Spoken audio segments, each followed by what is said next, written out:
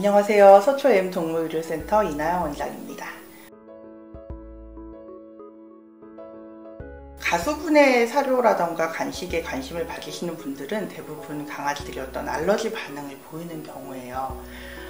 우리가 알러지, 아토피, 간지러움증 이 모든 것을 혼용해서 막 사용하시는 경우가 많거든요. 근데 정확하게 얘기해서 알러지는 몸에 이상 과민 반응을 보이는 성분이 정확하게 무엇인지 밝혀진 경우 알러지라고 이름을 붙일 수가 있고요. 알러지는 먹는 것 때문에 나타나기도 하지만 생각보다 환경적인 부분에서 많이 나타나기도 해요.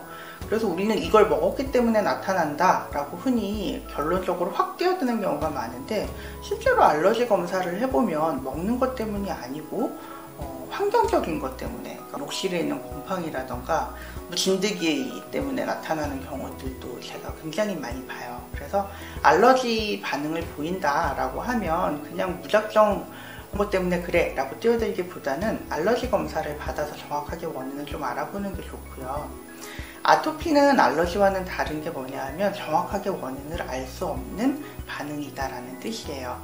그러니까 아토피가 있는 애들 같은 경우에는 이거를 제한하면 되고 저거를 제한하면 되고 라고 정확하게 나눌 수가 없어요. 흔히 여러분들이 이거는 알러지를 많이 일으키는 거래요 라고 얘기들을 하시는데, 그거는 정말 아이들마다 다 달라요. 이 아이한테서는 알러지를 일으키는 반응이 저 아이한테서는 안 나타나는 경우도 정말 허다하거든요. 그래서 무엇인가 공통되어 있는 알러지 성분이 있는 건 아니에요. 아이들마다 다 다르기 때문에 그런 부분들은 검사를 통해서 알아내셔야 하고요. 가수분해 사료나 가수분해 어떤 간식 같은 것들은 그런 정도까지 심각하게 가기 이전에 몸에 자극이 되는 부분들에 대한 거를 줄여준다 라고 생각하시면 될 것 같아요. 결국에는 외부에서 들어오는 단백질 혹은 그 단백질하고 결합하는 다른 물질들을 몸에서 외부에서 아주 유해한 것이 침입했다 라고 오해하고 마구 과민한 반응을 보이는 걸 알러지라고 해요.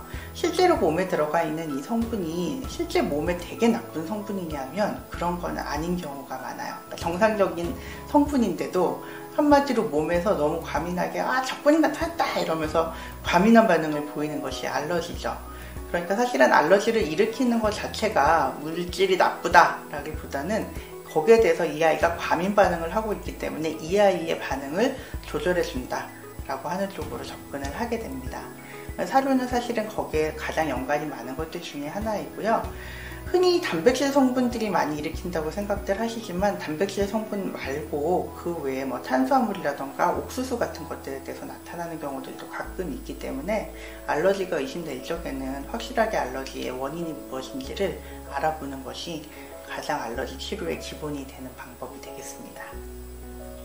흔히 먹고 나면 눈가가 붉게 붉어진다 혹은 입 주변이 붉게 붉어 오른다던가 하는 것들에 대해서 제일 많이 의심을 해주시게 되는데요. 실제적으로 굉장히 심한 알러지 반응으로 가게 되면 단지 피부 간지러움증 뿐만 아니라 구토나 설사가 나타나기도 하고 가끔 호흡 곤란이 오는 경우도 있어요. 정말 심한 알러지 같은 경우는 기도 내 점막을 부어오르게 하기 때문에 이런 경우는 정말 응급으로 병원에 가셔야 되는 경우도 있고요. 가장 흔하게 보시는 게 피부에 나타나는 반점, 피부병, 아토피성 피부병 같은 피부염들, 이런 것들인 경우가 많죠. 그래서 사료를 바꿨거나 했는데 아이가 뭔가 설사를 한다던가 하는 경우도 실은 알러지 반응인 경우도 있고, 아니면 그냥 단순히 아직 사료 단백질이 낯설어서 그런 경우도 있어요. 그래서 이런 경우에도 병원에서 진료와 상담이 필요하실 수 있을 것 같고요. 가장 흔한 반응은 붉게 나타나는 반점, 간지러움증, 눈가 붉어짐, 이런 것들이라고 보시면 될 것 같아요. 오늘은 알러지와 가수분해, 알러지를 일으키는 물질들에 대한 이야기를 해보았습니다. 다음번에는 처방 사료와 기능성 사료, 일반 사료의 차이점에 대한 이야기를 가지고 다시 돌아올게요.